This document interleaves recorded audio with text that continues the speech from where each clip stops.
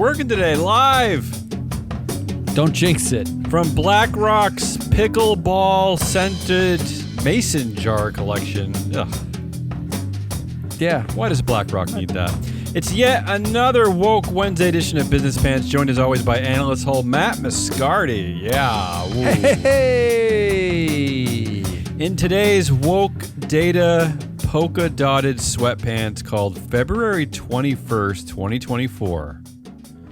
Two classic headlines, 75,000 happy nerds, 5 shareholder activist arm wrestling contests, 0.5% of Jeff Bezos' left earlobe, the second Glass Cliff Australian CEO apology tour in the last 6 months, and Matt's famous deep-fried Norfolk Southern extra crispy board of director chicken wings. Wow. That's, first of all, that Ridiculous. deserves. I'm getting paid by the word. I'm getting paid by the word. You're like Dickens now. That's all true, though. Everything I just mentioned, we're going to cover. You want to get right to it? Yeah, we need to, because that is a lot of things, and I have things to say. Here we go.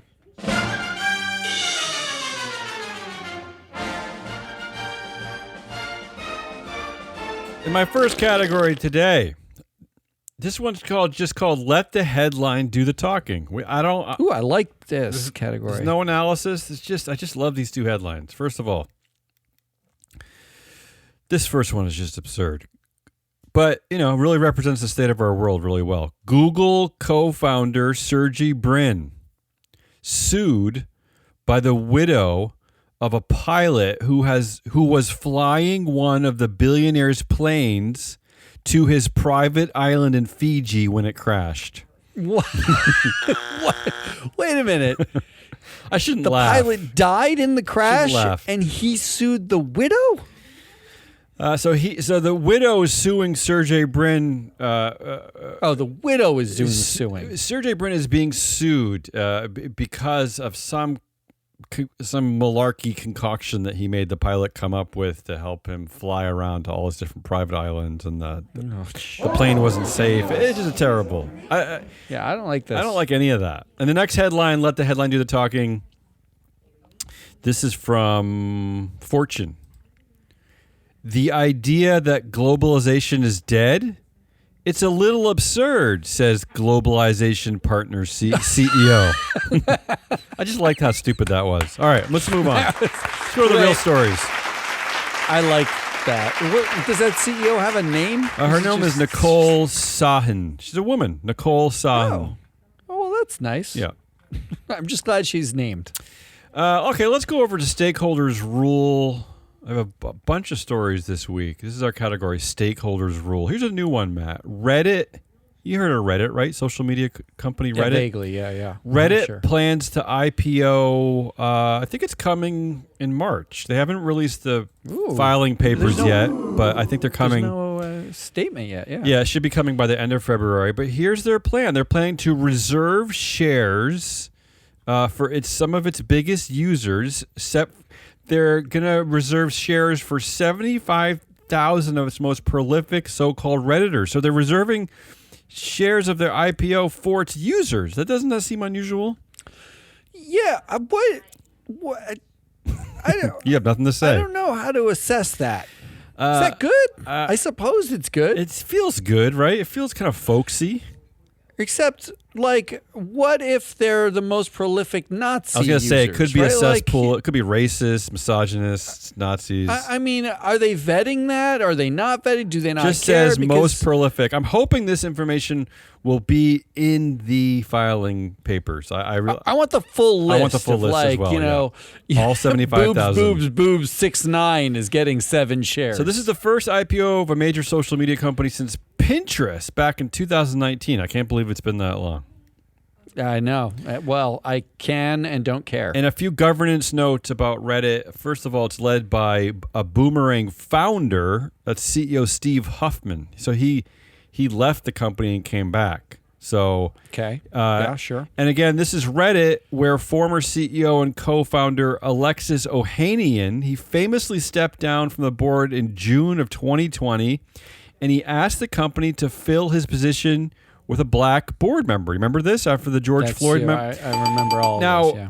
there's a few problems with this situation. First of all, hats off, I guess, to Alexis, because that seems like the right thing to do. But at the time, Reddit had never had a black board member, and Alexis could have appointed one, right? Yeah. And the other part was, of course, that, as you referenced before, Reddit was kind of a cesspool of racists. A little. So so that was part of the reason why they needed a black board member. So it's kind of an uncomfortable beginning for the man who turned out to be Michael Siebel, he was at Y Combinator, and then he became a director at Dropbox a few months later, where he has 2% of influence compared to founder and CEO Drew Houston. Well, that's a totalitarian company. Drew Houston has over 70% of influence at Dropbox. He sits on the Meta Platforms board with Mark Zuckerberg, and I'm guessing that that's going to be the case here at Reddit, where Steve Huffman, CEO, will have an outsized amount of influence. So, yeah, if they're giving 75,000 shares and then they have B shares and those 75,000 Redditor shares don't have a vote, what's the point? Like, I was hoping it would be nice if they gave it all to the Wall Street Bets crowd and then they all shorted Reddit. That would be kind of funny. I would like that. Okay, a bunch of shareholder activist stories in the news, Matt. A lot of stuff. One of which you're going to cover later, but first of all, investment firm Buxton Helmsley Group said it nominated 4 directors. Why are you laughing at them? Because the name is ridiculous. I know, I've never heard of them. They're nominating 4 directors to the board at Fossil Group after the company's stock lost 3/4 of its value over the last year. About Fossil Group, Matt, CEO, chair, and founder Costa Kartsodis has been a director since 1990, and according to the proxy statement, has more aggregate board tenure than the rest of the board combined. Ooh, I like that stat. And Fossil Group did something I've never seen before. They list tenure rounded to the nearest half year. It's kind of like what? It's like when Why? your 3-year-old has he wants you to know he's 2.5 years old, right? Like he wants you to know he's 3.5. I don't even know. 3.5. So yeah. they have 2 directors that show tenure of 0.5 and 3.5 years in their project. I've never seen that before. Never seen that. I like that. Yeah. I like that. I have to say that I like that. Fossil is the watch company, right? I don't know. Is it possible that they lost 3/4 of the value because nobody buys like old watches anymore? Everyone's got like Apple Watch or a Samsung Watch. Speaking of places that people don't seem to go anymore, Macy's, investment firm Ark House Management has launched a proxy fight. They're nominating 9 directors. Woo! A group of investors led by Ancora Holdings. They want a new CEO, a new COO, and 8 new directors at Norfolk Southern. Yeah, you're going to cover that later, right? About, yeah. And then Carl Icahn been busy this week. He gets 2 seats at JetBlue and 2 seats at American Electric Power. At JetBlue, Icahn disclosed about 10% of ownership stake this Monday. And that's the same day that new Glasscliff CEO Joanna Garrity took over the job. So, as is the way with Carl Icahn, he appointed to JetBlue's board his Icahn Enterprises General Counsel Jesse Lynn and Icahn Capital Portfolio Manager Stephen Miller, but not his son. And in American Electric Power, he appointed Senior Managing Director at Icahn Enterprises Hunter Gary. He's also American Electric Power. He's putting the new CEO of Icahn Enterprises, Andrew Tenno, he's putting him on the board as a non-voting observer. Ooh. That sounds uncomfortable. Yeah, what do they do? They sit there and they stare at you. So that's how Carl Icahn operates. His ego just puts his own people on people's board. Now, I want to remind our listeners a little bit about Carl Icahn. This is the same guy who owns Icahn Enterprises, right? Matt, their stock price was $122 in December of 2013, was $54 last February, and currently sits at just under $20. So he can't figure out his own company. And yet, that's because it's basically a Ponzi scheme, isn't it? The Hindenburg Research in May of 2023 accused Icahn Enterprises of overvaluing its holdings and relying on a Ponzi-like structure of pay dividends. And Matt, just today, Icon Enterprise warned shareholders of a sequential decline in its indicative net asset value, whatever that means, in the fourth quarter, sending shares down another 11%. So I mean, I just had to point all this out because just the sheer ego of this man whose own firm is not only struggling pretty badly, but is being called out for being a Ponzi scheme. Stop it. He operates the best Ponzi scheme that's ever been operated. This is just crazy, he's got the right? best people for it. This is why the directors on these boards do absolutely matter, right? Because even if they come from a shareholder, from an activist, they still might be unscrupulous characters, right? That shareholders should pay attention to. Well, unscrupulous might be a term too far. Sorry. They just operate a Ponzi scheme. That's not unscrupulous. I can't believe this man's ego. Honestly, I mean, his own company, its stock price is failing miserably. Let's move over to the category CEO's rule, Matt, because we have yet another crazy glass cliff CEO apology tour happening in Australia. Ooh. This time at Woolworths. Remember the last one was at Qantas Airlines, right? Yeah, it was a great run for Qantas. This is at Woolworths, the department, the grocery store, the store, Woolworths. Yeah, the store. Yeah, the like Macy's-like store. Yeah, we used to have them where I grew up, but they're gone. I don't know if they exist in America anymore. I don't know that they exist in Australia. Well, they really do exist. They do exist in Australia. They're part of a duopoly with Coles that controls over 65% of Australia's supermarket sector.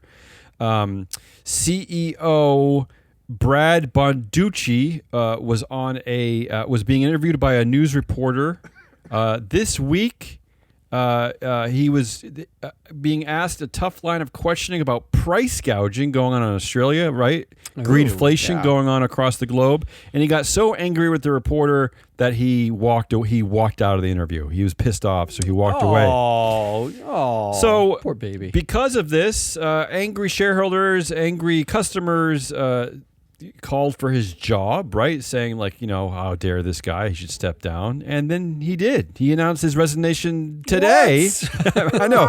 This is exactly like the Qantas story. It's exactly, and it's another Glass Cliff CEO because Amanda Bardwell is taking over. They found a woman to immediately replace him, Brad. And here's a quote from a social media user online. Is Brad Bonducci trying to fill Alan Joyce's shoes and take the title of the most hated CEO in Australia? Ooh. So Alan Joyce was the guy who stepped down at Qantas.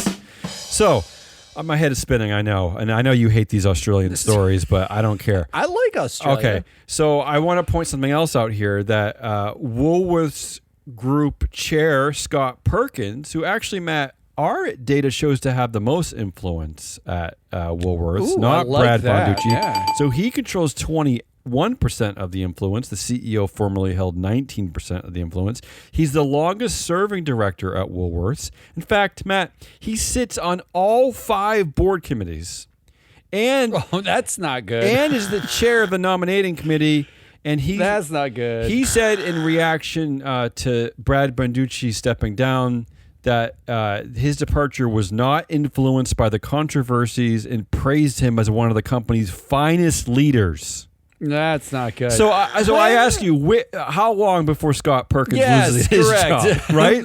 When do we find out exactly how bad it was? Because we complained about the exact same thing at Qantas. I think his name was what was his name? I should know this. I didn't write it down. But and then that chair lost his job a few months later. Yeah. So I don't know how long Scott Perkins is going to keep his job. He agreed to step down at the next AGM. Right? Like, none of these people lose their jobs. That's part of the thing that I'm finding. In fact, when we talk about Norfolk Southern, no one lost their job. They're just retiring and spending more time with their families. And I'll say this about Scott Perkins, the chair of Woolworths, who's soon to lose his job or will step down or whatever. He's already the chair of Origin Energy and a director at Brambles, 2 big Australian companies. So he'll be fine. He's already busy. Stuff to do. Yeah, got plenty to do. Just, yeah. So that's what's going on in Australia. Another weird apology tour with a Glasscliff CEO. I guess this is how Australians operate, right? Their CEO goes down in disgrace, and they quickly find a woman and kind of shove her into the role. That doesn't sound just like Australians operating. It just like sounds like the world. Get mom to clean up our mess. That's the way every male-run company seems to operate. And finally, in the news of powerful men, how about this one, Matt? Jeff Bezos. Remember Jeff Bezos? Vaguely. Yeah, he's the name rings a bell. Founder Yeah. and former CEO at Amazon, still the executive chair. So he has sold another 14 million Amazon shares worth around $2 billion. That means that the total number of shares he has sold in the last 9 days is 50 million shares with a value of almost $9 billion. Okay, Matt? Oh, Blah, blah, blah. I want to try to put this in the context. 50 million shares with a value of $9 billion. Guess how many shares he has left, Matt? He just sold 50 million shares worth $9 billion. I mean, he can't have how many? Like I don't know. He's got another 10 billion left, maybe half. Okay, Matt, he sold 50 million shares valued at $9 billion. He still has 1,208,000,000 shares. I mean, this is how absurd this is. Matt, his overall ownership percentage plummeted from 12.3% to 11.8%. I mean, this is just crazy. This is too nuts. much power and wealth in the hands of a single CEO founders. It's not. It's nonsense. It's pure nonsense. If you can sneeze and make $2 billion, billion with a B, and still own 12% of the company, something needs to change. I mean, we have firm after firm telling us that we shouldn't be too aggressive towards directors and vote them out. But this is what's happening. I mean, something needs to change. I don't know what, I don't know how, but absolutely absurd. So those are my stories. I referenced your story earlier, Matt, and that is that Norfolk Southern and a group of investors led by Ancora Holdings wants basically everybody to lose their jobs at Norfolk Southern. That's correct. Yeah. Let's talk about that.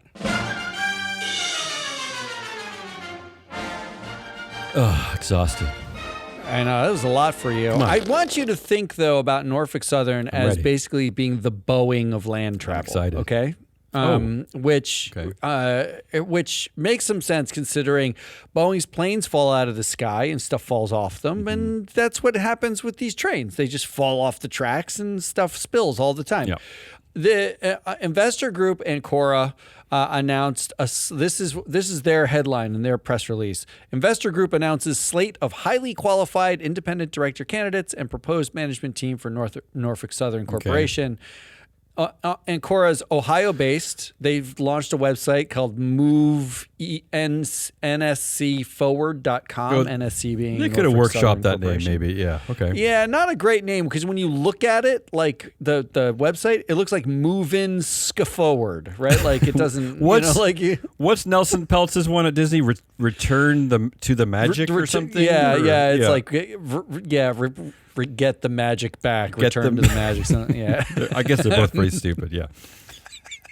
The plan for Ancora here is to replace the Norfolk Southern CEO, Alan Shaw. Yeah, he still has his job. He still kept his job, right? Still has his job. Yeah. He was elected to this job after he's a lifer at Norfolk Southern. He came from like the marketing department, and he was elected in 2022 by the board to the CEO role. If we're honest, he was handpicked by the prior CEO to do this, and the board just rubber stamped it. They didn't elect him. Okay, Sure.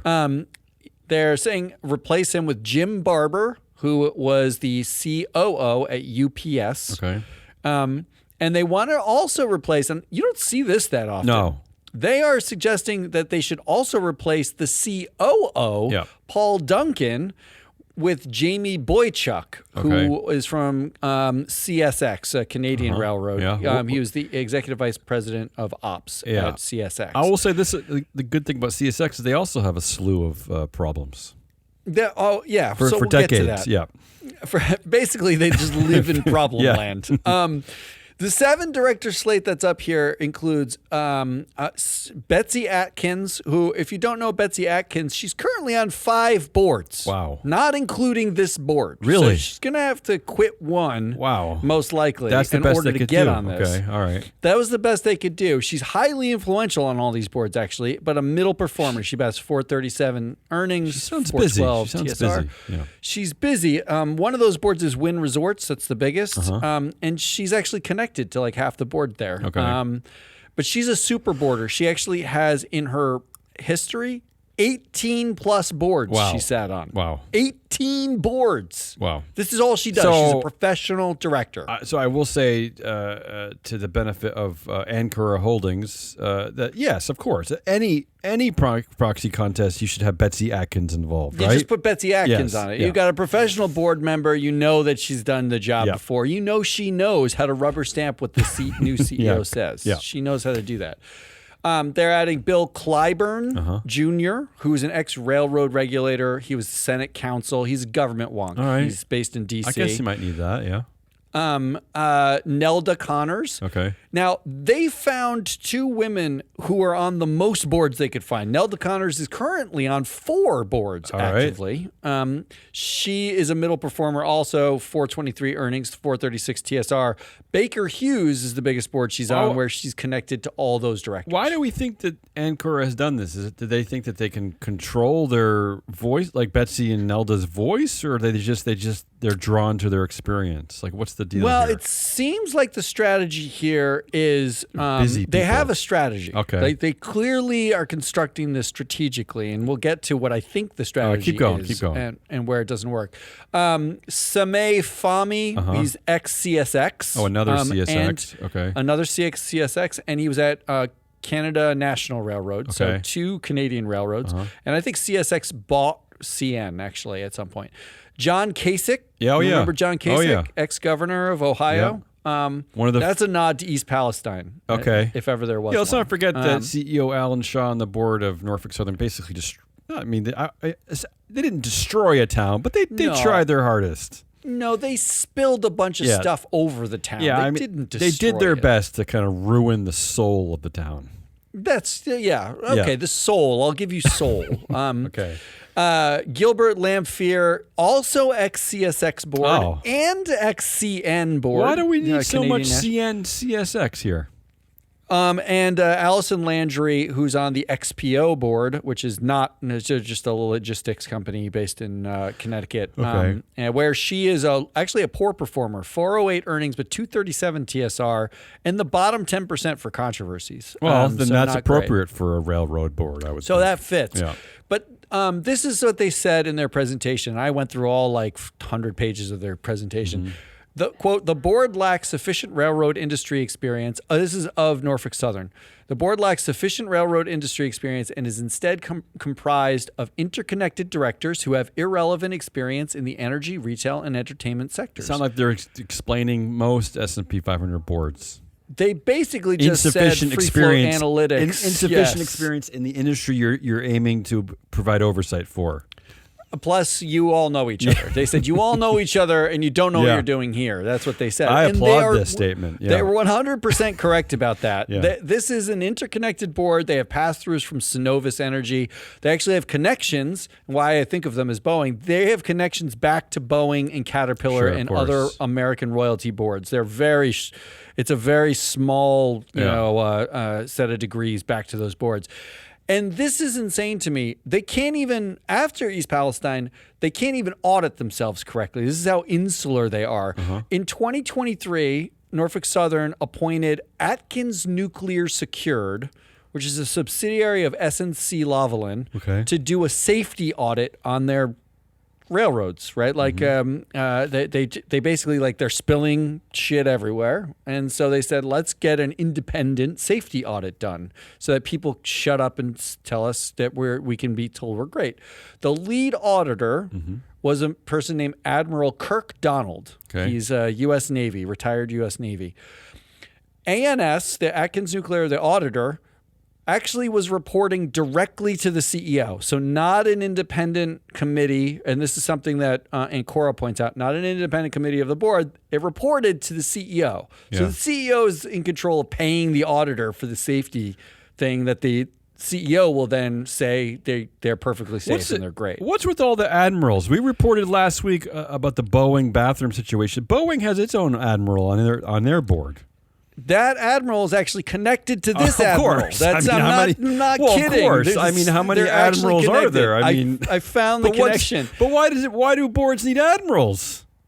Well, not only do boards need admirals, but there's only 270 active Navy admirals at any one time. And Norfolk Southern managed to not only find an auditor who is an admiral in the Navy, they have a Navy admiral on their board who worked on a report with the auditor Navy admiral about like nuclear subs. So the admirals know each other. So now you have a board that the auditor reports to the CEO. Yeah.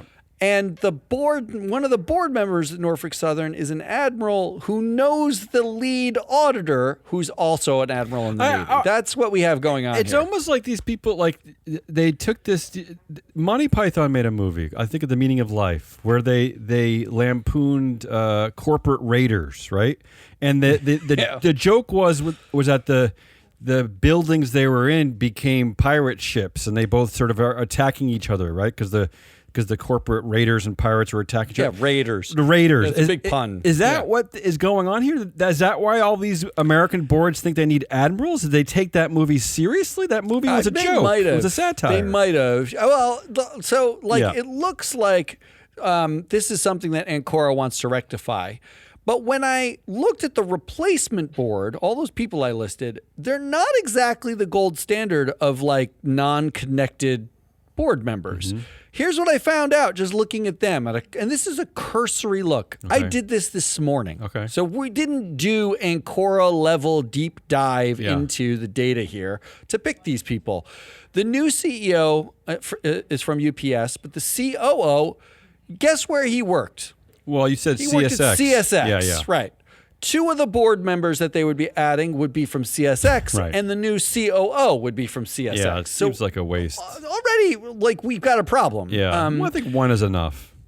The CEO was from UPS. Maybe that could be the new motto. Maybe one is enough is the new motto for boards, right? For corporate boards. All boards, right? I mean, one is enough. Yeah, I mean, if you're looking for diversity, not just like the normal areas of diversity we think of, but I just in diversity in thought and skill set and background, I think one is enough. Really, one is enough. Right? Especially if you're coming from CSX. Yes. Well, the CEO is ex-UPS. Uh-huh. He's on the board of C.H. Robinson and U.S. Foods. Mm-hmm. He's actually connected through a man named Bob Dutkowski to Pitney Bowes, who is where there's a UPS exec. So he is connected on the boards he's on to the people that he's connected to, which means I haven't found the direct connection of this CEO to this company yet. But it has to be there, right? Like, there's no way that if I dive deep enough, I'll find it. Mm-hmm. The replacement directors, turns out, like, if you're voting for these new directors coming in, there's actually a Canadian National Railroad executive, ex-CEO, on the current board. Oh, is that right? Claude Mongeau. Yeah. Mongeau? Yeah, okay. Mongeau, or whatever. So we're replacing CN and experience with swapping CN out and CSX experience, aren't we? Yeah. And this is about. I guess this is just about power, right? This is Ancora just trying to yield its power, I suppose. I guess it seems like their strategy appears to be find two overboarded women who are so busy that they can't pay attention. Mm-hmm. Get the entire team from CSX cronies on the board here. Yeah. Sprinkle in a little bit of government flavor with keep an admiral, but you also got a government wonk. You got Kasich on the board. And then call that an upgrade because the current board only has one executive from CSX, and a lot of retail and food experience and some government on the side because they've got their own admiral.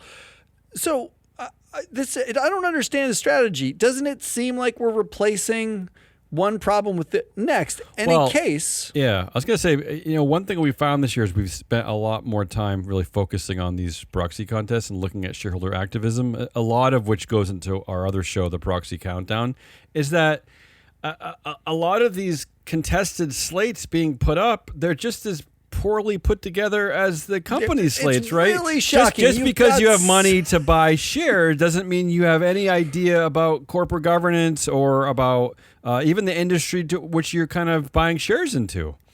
So the whole aim of their presentation is to basically mirror what CSX has done. And just so that we're clear what CSX has done, I pulled the data on CSX themselves, right? Yeah. So I remember CSX back in the day. There's a lot of controversy. In fact, I remember having spent time living in Canada that they're constantly messing up. They spill all sorts of stuff. But here's just 2 data points, just to give you a flavor, okay?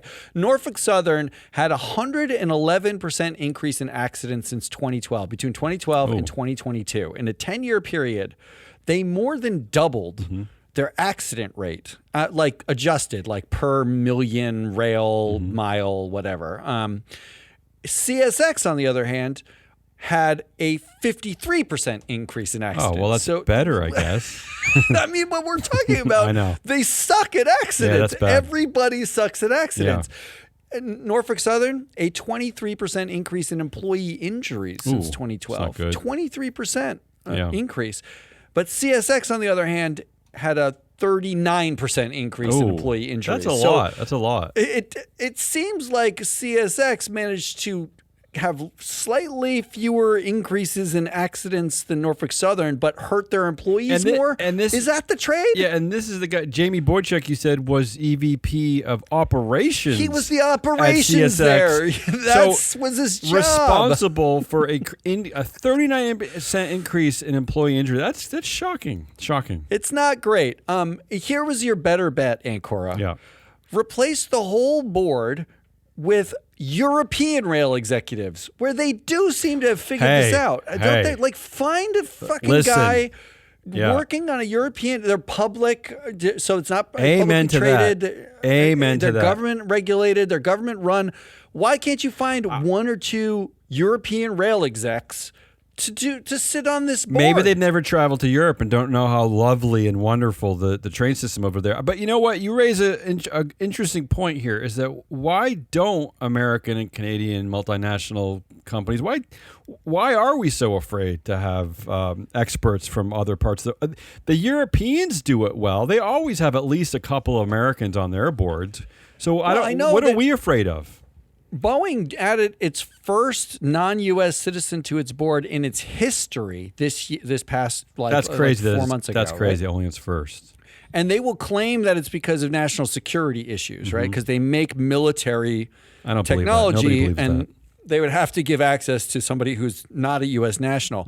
But no one actually believes that's the case, because we are talking about railroads here. We're not talking about national security.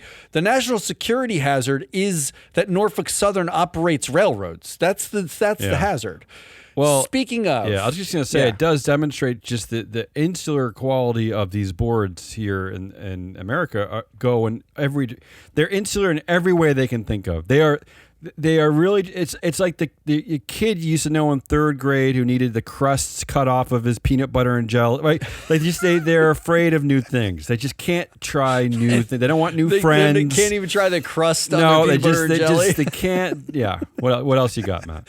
Well, finally wrapping up, just in case you were starting to feel good. So Norfolk Southern had a rebuttal talking about how important board refreshment is, how that in the past 5 years, they've replaced 6 different directors. Not that those directors aren't connected to the CEO or the existing directors, but that they've done it. They've done that.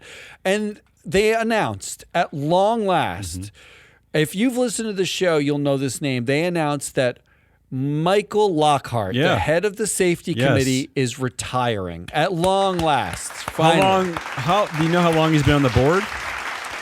I didn't pull it, but it's been like 13, 15 years, maybe 17 years. Long time. He's been around for a long time. And he got he somehow managed to retire after train crashed, he still got, I think, an 88% vote for in the last director elections last year. So he's retiring. He's still going out on the top. He didn't get voted out. To your point about Australian companies, nobody really gets pushed out, right? No one gets pushed out. God forbid you call out the safety committee chair at Norfolk Southern and be like, this dude kind of sucks. You let him retire in grace. But Norfolk Southern did have a succession plan for the safety committee. He's being replaced by Christopher Jones, who's been on the board since 2020. He's Northrop Grumman, I believe.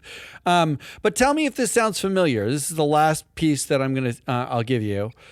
In 2021, the first proxy after Jones joined the board, Jones was not listed by Norfolk Southern as having safety experience. I knew where this is going. Yeah. In 2022, not listed as having safety experience. Oh, no. In 2023, not listed as having safety experience. Yeah. What do you want to bet that in 2024, somehow he's listed as having safety experience as the head of the So you're telling me it hasn't committee? happened yet. He hasn't been, but this is the best prediction you've ever made. Lockhart, so here's the prediction. I agree. Lockhart's retirement is as of the AGM. The proxy comes out in imminently for this company. If it's not even, I don't think it's out yet, but imminently. And my guess is that we will see. He will have found Christopher Jones safety will expertise. have found safety expertise somewhere under a rug at the University of Phoenix, a virtual rug. Finally, the man got his safety cred just to head that committee. Crazy. That's what I got. Now, let me just add that Michael Lockhart is 75 years old, so he would be stepping down anyway. This company, this board does not care. They don't care. So here's your recommendation. Ancora is better than not Ancora, I guess. But everyone sucks. This should be all European rail, like public, government rail executives. Yeah. That's what you actually want here. Forget everything else. That's all we got. That's all we got. How dare you? Wednesday. That's Hazelnut Rawless. I'm your analyst, Matt Muscardi. We are Free Float. Come back on tomorrow. We've got a proxy countdown going out. Qualcomm is who we're covering. They've got a AGM coming up early March. And on Friday, we have a wrap of the week with the full team. Come back for that. Until then, goodbye.